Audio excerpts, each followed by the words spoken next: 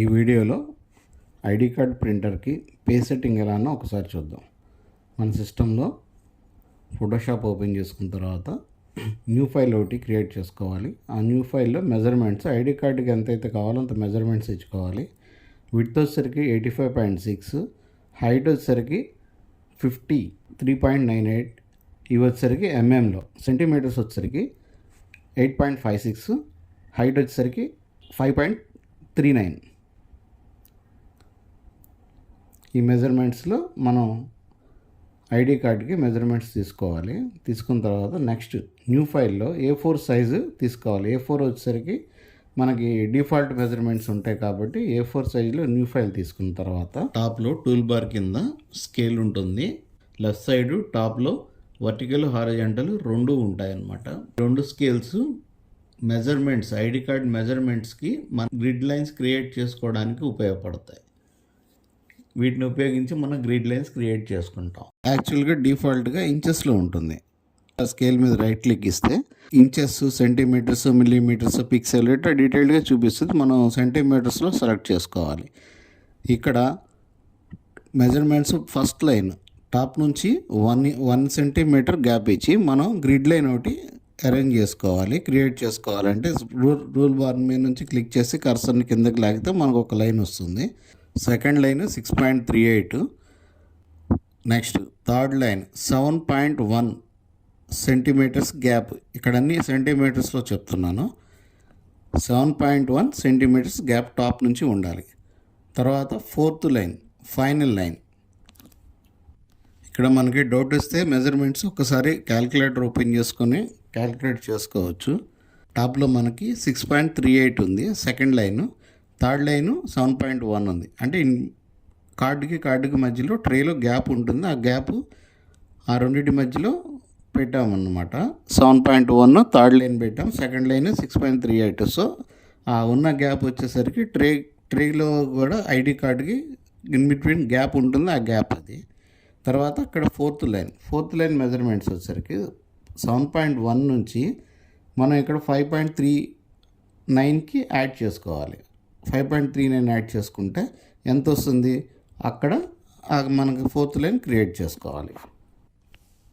ఇక్కడ fourth line top 0 నుంచి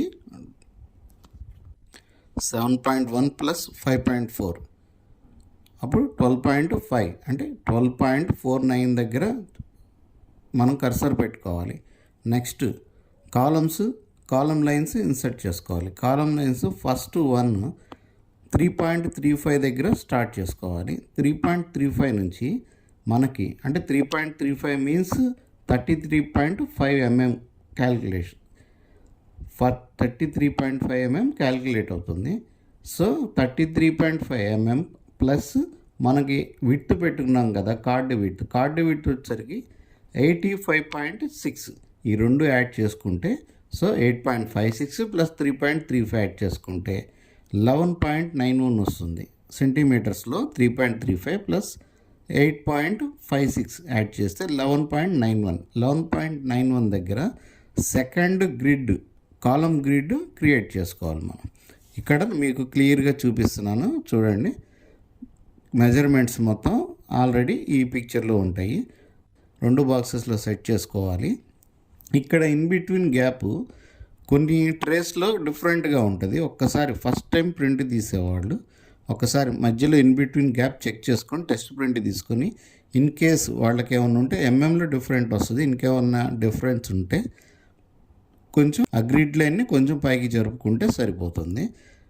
నా సిస్టంలో వచ్చేసరికి సేమ్ ఇంత చూపిస్తుంది కాబట్టి సేమ్ పెట్టాను. కొన్ని ట్రేస్లో ఎగ్జాక్ట్గా ఉండదు, కొన్ని ప్రింటర్స్లో జస్ట్ స్మాల్ డిఫరెన్స్లో మార్పు రావచ్చు. ఒక్కసారి చెక్ చేసుకోండి.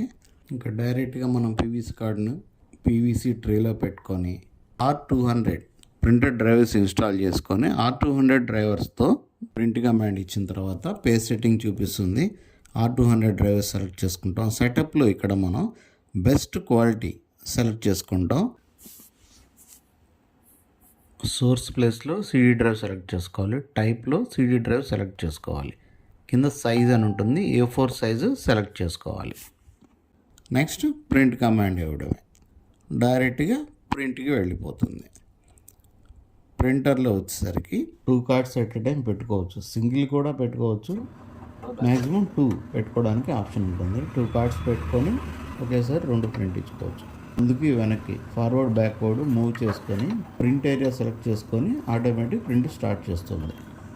అదే ఫ్రంట్ టు బ్యాక్ మూవ్ అయిపోయి మన సైజ్ కరెక్ట్గా ఉండే చోటకి అడ్జస్ట్ చేసుకొని ప్రింట్ స్టార్ట్ చేసుకుంటుంది ప్రింటర్.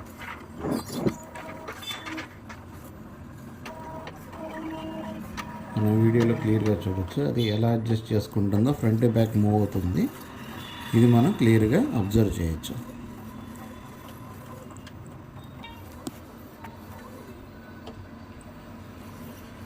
ప్రింట్ కంప్లీట్ అయిపోయింది.